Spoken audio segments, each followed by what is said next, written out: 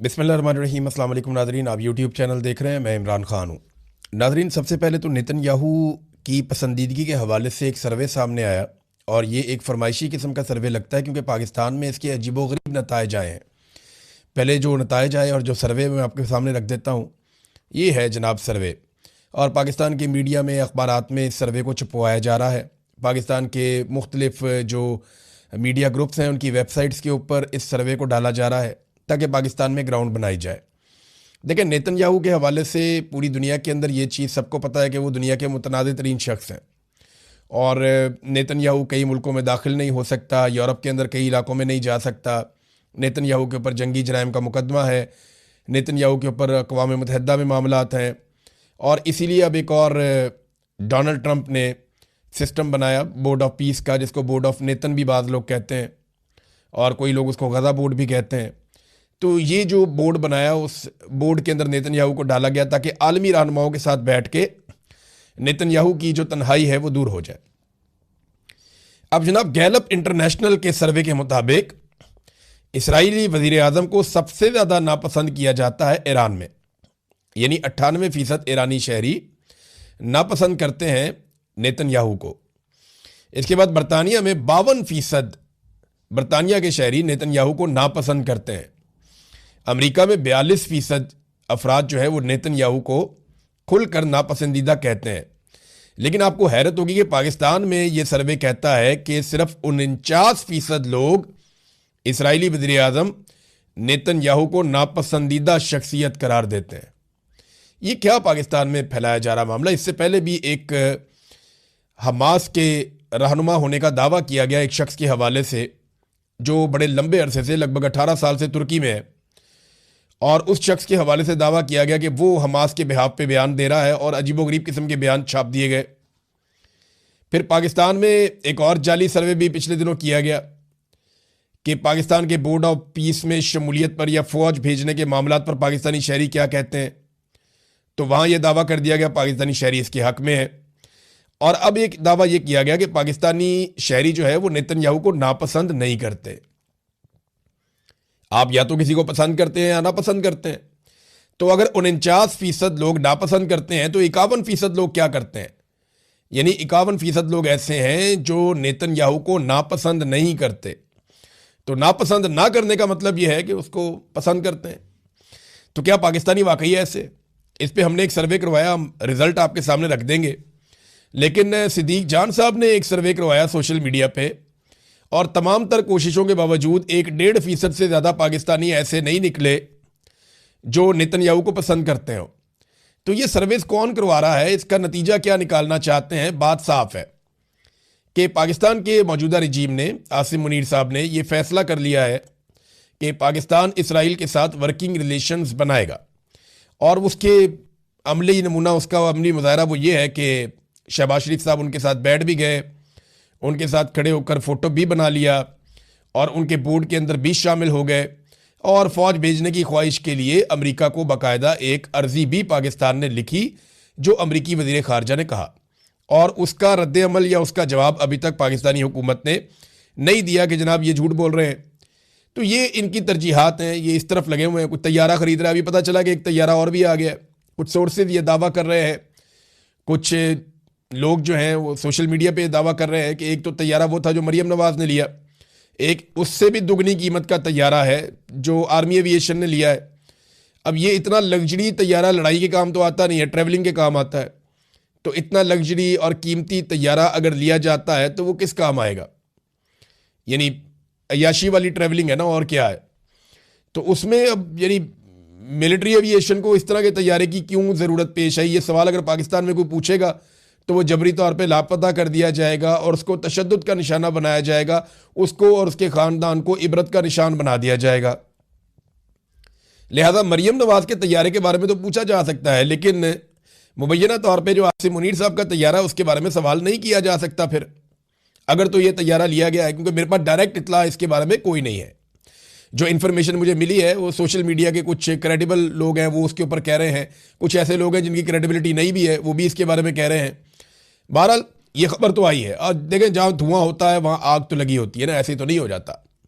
और ये बताया जा रहा है कि ये तैयारा गल्फ स्ट्रीम का उससे भी महंगा और डबल कीमत का तैयारा है। बहरहाल इमरान खान साहब को 25 तारीख को इंजेक्शन लगाया जाएगा, ये हुकूमत ने दावा किया था। हो सकता है 24 को ही खामोशी से निकाल के लगा दिया जाए, अपोजिशन 25 का इंतजार करती रहे, हो सकता है, ये भी हो सकता है। देखिए ये हुकूमत कुछ भी कर सकती है। अगर इमरान खान साहब मान गए तो फिर तो ये उनको इंजेक्शन कहीं पे भी ले जाके लगा देंगे। लेकिन अगर इमरान खान साहब ने ये कहा कि मैं इंजेक्शन नहीं लगवाता, देखिए ना ये ऑप्शन है ना। एक तो इमरान खान साहब को फिक्र है अपनी आंख की और वो ये चाहते हैं उनकी आंख ठीक हो, तो उन्हें ये रिस्क नहीं लेना चाहिए कि उनकी फैमिली को बुलाते हैं या नहीं बुलाते, उन्हें कोऑपरेट करना चाहिए इलाज के लिए। लेकिन एक पॉसिबिलिटी ये भी है कि वो कहें कि मैं इंजेक्शन लगवाता ही नहीं जब तक कि मेरी फैमिली नहीं आ जाती, मेरे डॉक्टर्स नहीं आ जाते, मुझे उनसे बात करनी है, तो फिर इनको मिलवाना भी पड़ेगा। तो ये एक अजीबोगरीब सूरत हाल है। बहरहाल कहाँ लेकर जाते हैं, किस तरह लेकर जाते हैं, किस तरीके से करते हैं, हम कुछ कह नहीं सकते। लेकिन 25 तारीख का दावा किया जा रहा है और तहरीके तहफ़्फ़ुज़ आईन पाकिस्तान ने मुतालबा किया है कि शिफा इंटरनेशनल अस्पताल में लाया जाए, वहाँ पे ये प्रोसीजर किया जाए और डॉक्टर आसिम और डॉक्टर फैसल की मौजूदगी में ये होना चाहिए। जबकि तहरीक इंसाफ और इमरान खान साहब की फैमिली का मुतालबा है कि इमरान खान साहब की बहनों को या फैमिली को भी वहाँ पे होना चाहिए। अब नाज़रीन इस मामले में अयाज सादिक साहब की भी एंट्री हो गई है। अयाज सादिक साहब कहते हैं, ये स्पीकर हैं कौमी असम्बली के, कि मुल्क से मैं बाहर था जब डॉक्टर ने इमरान खान को देखना था, मुझे मोहसिन नकवी का फ़ोन आया, मैंने बैरिस्टर गौहर को पैगाम दिया कि मर्ज़ी के डॉक्टर्स और फैमिली मेम्बर्स का नाम दे दें।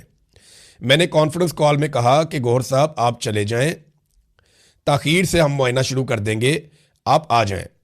डॉक्टर कहेगा तो 1 महीने के लिए अस्पताल में शिफ्ट कर देंगे, अगर डॉक्टर नहीं मानेंगे तो फैसला कानून के मुताबिक होगा। अयाज सादिक साहब का इस सारे मामले में क्या लेना देना? देखिए अयाज सादिक साहब एक ऐसी शख्सियत है जिन्हें इस्तेमाल कर लिया जाता है राब्तों के लिए, मुज़ाकरात के लिए, बातचीत के लिए। ये उन लोगों में से एक है और एस्टेब्लिशमेंट जो है वो इनके साथ कंफर्टेबल रहती है। मोहसिन नकवी जैसे लोग भी इनके साथ कंफर्टेबल रहते हैं। लेकिन सवाल ये पैदा होता है कि इमरान खान साहब का तो इलाज करना है उनकी बीमारी का, और फैमिली का ये हक है और इमरान खान साहब का ये भी हक है कि उनके ज़ाती मुआलिजीन उस इलाज के बारे में ना सिर्फ सब कुछ जाने बल्कि वो उनके टेस्ट करवा के ये पता कर सके कि इमरान खान साहब के साथ एक्चुअली हुआ क्या। अब इन चीज़ों को छुपाया जा रहा है। अगर इमरान खान साहब एक दबाव बनाने में कामयाब हो जाते हैं और उनकी फैमिली उन्हें मिलती है, देखिए अब ये इमरान खान पे ही मुनहसर है। मिलिट्री एस्टेब्लिशमेंट को अगर कोई दबा सकता है तो बाहर से दबाने वाला काम तो तकरीबन आप समझ लें अभी बंद है। वो दबाव अंदर से ही आना है, वो इमरान खान साहब की फैमिली और इमरान खान साहब ही डाल सकते हैं। तो अगर वो मुलाकात करवाई जाती है तो उसमें इमरान खान साहब की जानिब से लाजमन कोई ना कोई स्टेटमेंट या कोई ना कोई हिकमत अमली या कोई ना कोई बयान बाहर आएगा। अब इसमें पहले से ही जो लोग मिल सकते हैं जैसे कि इमरान खान की बहनें, उन्हें डिस्क्रेडिट किया जा रहा है। मैंने आपको पहले भी ये बात बताई थी कि इमरान खान साहब की बहनों को डिस्क्रेडिट करने पे सारे के सारे लोग लगे हुए हैं, ताकि अगर मुस्तकबिल करीब में इलाज की वजह से या ईद की वजह से इमरान खान साहब की मुलाकात हो जाती है अपनी फैमिली के साथ, तो जो भी पैगाम बाहर आए तो पहले से ही उस पैगाम को मुतनाज़ बनाया जा सके। कुछ लोग दावा कर रहे हैं कि अलीमा खानम को गिरफ्तार कर लिया जाएगा, लेकिन इमरान खान की बाकी 2 बहनों का क्या किया जाएगा और जो बाकी रिश्तेदार और लोग हैं उनका क्या किया जाएगा? देखिए ये ख़ानदान एक जंग में उतर गया है और ये पीछे हटने के लिए तैयार नहीं है। तो एस्टेब्लिशमेंट को ही इमरान खान से बात करनी पड़ेगी और कोई रास्ता निकालना पड़ेगा, वरना ये मामला तूल पकड़ता जाएगा और नुकसान पाकिस्तान का हो रहा है। देखें ना, अली अमीन गंडापुर और शेर अफजल मरवत, इन दोनों की हालत रेहाम खान जैसी हो गई है, जैसी हालत रेहाम खान साहिबा की तलाक के बाद हुई थी, जिन्होंने कीड़े निकालने के लिए किताब तक लिख दी थी। लेकिन देखें ना, बाद में तो पछतावा ही होता है। अगर रेहाम खान साहिबा इमरान खान साहब की अहलिया होती हैं और वो तलाक ना होती, जिसकी वजह से रेहाम खान साहिबा के अंदर इतनी नफरत पैदा हुई कि इमरान खान ने उन्हें छोड़ दिया कि उन्होंने बाद में किताब ही लिख दी, तो वो खातून अव्वल भी बन सकती थी। अब यही चीज़ शेर अफजल मरवत और अली अमीन गंडापुर के लिए भी है कि अगर इमरान खान साहब ने उनको हटा दिया तो वो तलाक याफ्ता रेहाम खान बनने की बजाय वो बेहतर परफॉर्म कर सकते थे और वो कुछ ऐसी कोशिश कर सकते थे जिससे हालात बेहतर हो। लेकिन इन्होंने नफरत फैलाई और लगातार नफरत फैलाते चले जा रहे हैं, फैलाते चले जा रहे हैं। दूसरी जानिब पाकिस्तान की हुकूमत के हालात ये हैं नाजरीन के पाकिस्तान में लगातार गुर्बत बढ़ती चली जा रही है। इसका एक और डाटा है मेरे पास, वो डाटा ये बताता है कि सबसे ज़्यादा गुर्बत जो पाकिस्तान में बढ़ी है वो पंजाब के अंदर बढ़ी है। यानी 39% के साथ पंजाब गुर्बत में सबसे आगे निकल गया है। ये इजाफा हुआ है गुर्बत के अंदर, सबसे ज्यादा इजाफा पंजाब में हुआ है, जबकि सिंध दूसरे नंबर पे है और उसके बाद बाकी सूबे आते हैं। देखिए, ये तैमूर सलीम झगड़ा साहब जो है, ये भी इकोनॉमिस्ट हैं, पाकिस्तान तहरीक इंसाफ से इनका ताल्लुक है। इन्होंने एक डाटा दिया और डाटा देखें, ये तो हकायक की बुनियाद के ऊपर है ना। हुकूमत ने जो एक मेयार रखा हुआ है ना गरीब आदमी का, एक गुर्बत की लकीर होती है कि इससे नीचे जो जाएगा वो गुर्बत की लकीर से नीचे चला जाएगा, वो रोटी के लिए भी तरसेगा, और उस लकीर से ऊपर जो आएगा वो गुर्बत की लकीर से नीचे नहीं है। तो गुर्बत की एक लकीर खींची जाती है। बैनुल अक़वामी सतह पे जो एक मेयार है गुर्बत की लकीर का, वो $4 रोजाना है।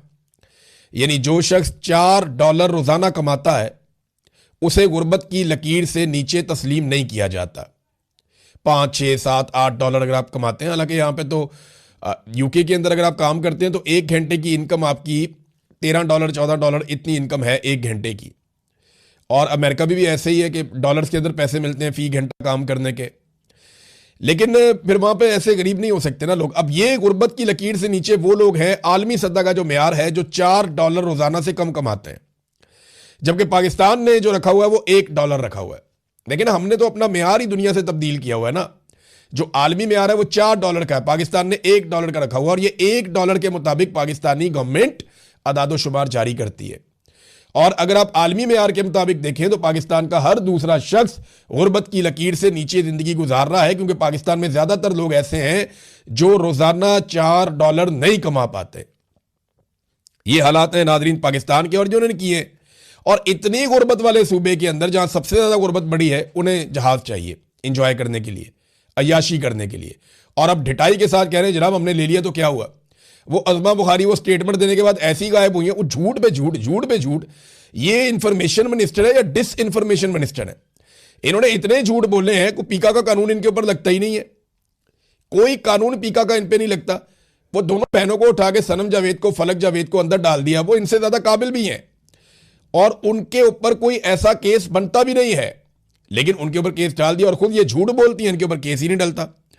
अब जनाब ये रमजान के अंदर जो अफ्तारियां आम लोग भी कर रहे थे ना, वहां जाके भी ये अपनी फोटो चिपका के आ जाते हैं कि जनाब ये अफ्तारी जो है ना, यही सैलाब में इन्होंने किया था। जो भी शख्स मदद करने जाता था उसके कैंप के ऊपर जाके मरियम नवाज के फोटो चिपका देते थे कि ये मरियम नवाज ने किया है। अब जो भी शख्स अफ्तारी करवाता है उसके ऊपर जाके मरियम नवाज का फोटो चिपका देते हैं।